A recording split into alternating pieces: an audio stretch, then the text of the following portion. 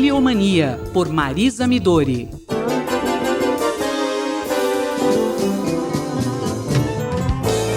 Professora, continuando a sua trilogia sobre personagens que marcaram a história editorial brasileira, sobre que personagem a senhora vai falar hoje? Olá, Roberto. Olá, ouvintes da Rádio USP.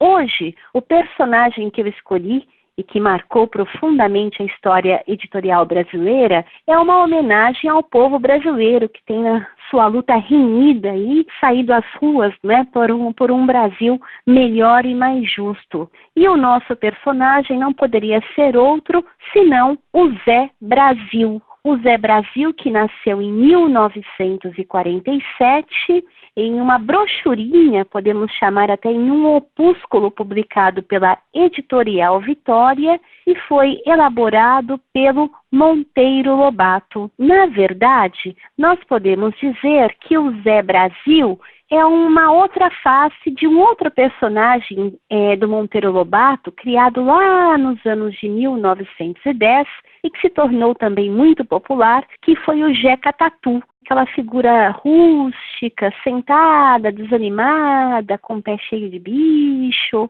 e que depois o Jeca Tatuzinho foi um personagem muito batido nos almanaques, mas também num folheto do Biotônico Fontoura, não é? Ele fez carreira. Mas o Jeca Tatu, ele não era politizado, não é? Ele era meio desanimado, era aquela figura que não acreditava em muita coisa.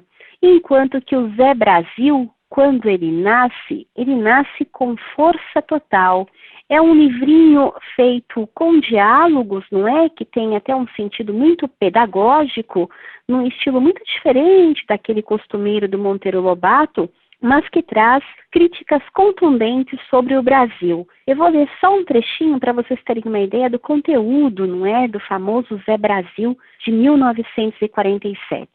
Um personagem diz o seguinte: e se você fosse dono das terras aí de um sítio de 10 ou 20 alqueires? Mas, Zé, se essas terras do Taquaral fossem divididas por essas 100 e tantas famílias que vivem lá, não acha que ficava muito melhor? Então ele coloca aqui o problema do latifúndio no Brasil, não é? Que é um problema que surge com muita força nessas décadas de 40 e 50, lembrando que dos primeiros títulos da coleção do Cadernos do Povo Brasileiro, 2 serão sobre a reforma agrária e sobre as ligas camponesas, né? Então vejam com que força essa figura popular, ainda rural, não é, criada pelo Monteiro Lobato, surge no Brasil de 1947. Professora, esse texto do Monteiro Lobato sobre o Zé Brasil sofreu algum tipo de censura ao longo da sua trajetória editorial? O Monteiro Lobato, ele já tinha vivido as turras com o governo do Getúlio, não é? Chegou a ficar alguns meses preso. Em 47, nós temos uma outra conjuntura no Brasil. De 45 a 46, digamos que o Partido Comunista havia entrado na legalidade, o Monteiro Lobato circulava entre esses comunistas, mas quando ele publica Zé Brasil, ele incomoda. A Tânia Regina de Luca, que estuda a fortuna editorial do livro, ela mostra que em São Paulo foi publicado justamente na Folha da Noite uma notícia sobre a interdição da livraria e a apreensão do Zé Brasil.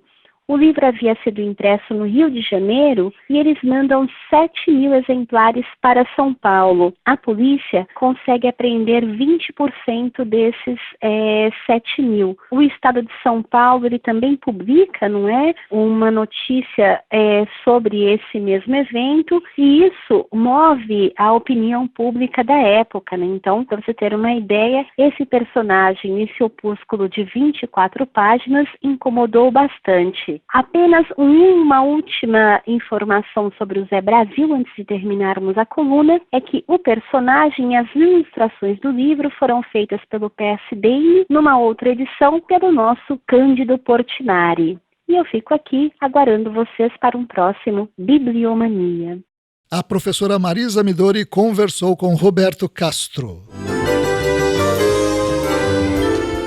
Bibliomania, por Marisa Midori.